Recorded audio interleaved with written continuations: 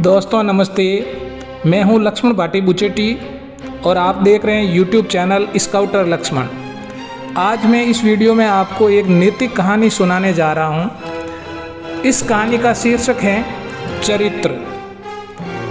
एक समय की बात है, एक राजपुरोहित थे। वे अनेक विधाओं के ज्ञाता होने के कारण राज्य में अत्यधिक प्रतिष्ठित थे। बड़े बड़े विद्वान उनके प्रति आदर भाव रखते थे, पर उन्हें अपने ज्ञान का लहस मात्र भी अहंकार नहीं था। उनका विश्वास था कि ज्ञान और चरित्र का योग ही लौकिक एवं परमार्थिक उन्नति का सच्चा पथ प्रदर्शक है। प्रजा की तो बात ही क्या, स्वयं राजा भी उनका सम्मान करते थे और उनके आने पर उठकर आसन प्रदान करते थे। एक बार राजपुरोहित के मन में जिज्ञासा हुई कि राज दरबार में उन्हें आदर और सम्मान उनके ज्ञान के कारण मिलता है अथवा चरित्र के कारण। इसी जिज्ञासा के समाधान हेतु उन्होंने एक योजना बनाई। योजना को क्रियान्वित करने के लिए राजपुरोहित राजा का खजाना देखने गए। खजाना देखकर लौटते समय उन्होंने खजाने में से 5 बहुमूल्य मोती उठाए और उन्हें अपने पास रख लिया।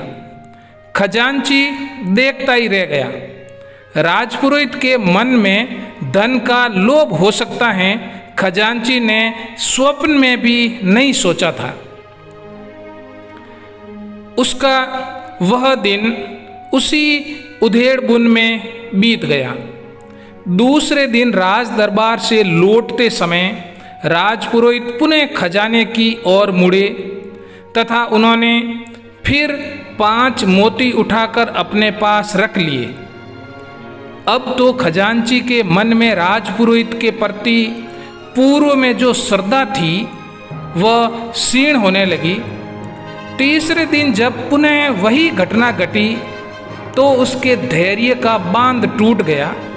उसका संदेह इस विश्वास में बदल गया कि राजपुरोहित की नीयत निश्चित ही खराब हो गई है।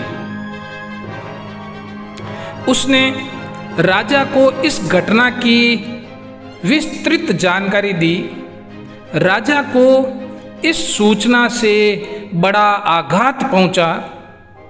उनके मन में राजपुरोहित के प्रति आदर भाव की जो प्रतिमा पहले से प्रतिष्ठित थी वह चूर चूर होकर बिखर गई। चौथे दिन जब राजपुरोहित सभा में आए तो राजा पहले की तरह न सिंहासन से उठे और न उन्होंने राजपुरोहित का अभिवादन किया। यहाँ तक कि राजा ने राजपुरोहित की ओर देखा तक नहीं। राजपुरोहित तत्काल समझ गए कि अब योजना रंग ला रही है।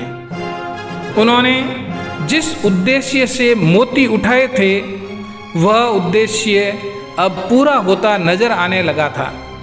यही सोचकर राजपुरोहित चुपचाप अपने आसन पर बैठ गए। राजसभा की कार्यवाही पूरी होने के बाद जब अन्य दरबारियों की भांति राजपुरोहित भी उठकर अपने घर जाने लगे तो राजा ने उन्हें कुछ देर रुकने का आदेश दिया। सभी सभासदों के चले जाने के बाद राजा ने उनसे पूछा, सुना है आपने खजाने में कुछ गड़बड़ी की है।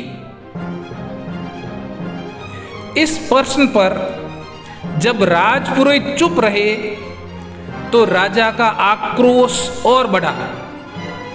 इस बार वे कुछ ऊंची आवाज में बोले, क्या आपने खजाने से कुछ मोती उठाए हैं? राजपुरोहित ने मोती उठाने की बात को स्वीकार किया।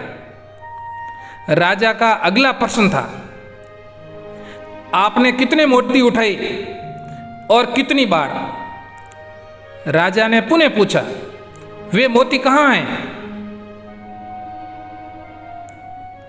राजपुरोहित ने एक पुड़िया जेब से निकाली और राजा के सामने रख दी, जिसमें कुल 15 मोती थे। राजा के मन में आक्रोश, दुख और आश्चर्य के भाव एक साथ उभर आए। राजा बोले, राजपुरोहित जी, आपने ऐसा गलत काम क्यों किया? क्या आपको अपने पद की गरिमा का लेस मात्र भी ध्यान नहीं रहा? ऐसा करते समय क्या आपको लज्जा नहीं आई? आपने ऐसा करके अपने जीवन भर की प्रतिष्ठा खो दी। आप कुछ तो बोलिए, आपने ऐसा क्यों किया? राजा की अकुलाहट और उत्सुकता देखकर राजपुरोहित ने राजा को पूरी बात विस्तार से बताई तथा प्रसन्नता प्रकट करते हुए राजा से कहा, राजन, केवल इस बात की परीक्षा लेने हेतु कि ज्ञान और चरित्र में कौन बड़ा है, मैंने आपके खजाने से मोती उठाए थे। अब मैं निर्विकल्प हो गया हूँ। यही नहीं, आज चरित्र के प्रति मेरी आस्था पहले की अपेक्षा और अधिक बढ़ गई है। आपसे और आपकी प्रजा से अभी तक मुझे जो प्यार और सम्मान मिला है, वह सब ज्ञान के कारण नहीं, अपितु चरित्र के ही कारण था।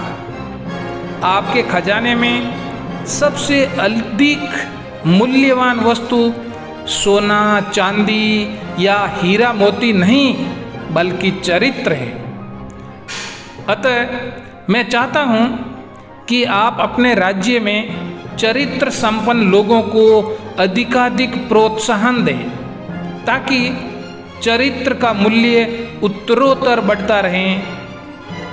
और कहा भी जाता है, धन गया कुछ नहीं गया, स्वास्थ्य गया कुछ गया, और अगर चरित्र गया तो सब कुछ गया।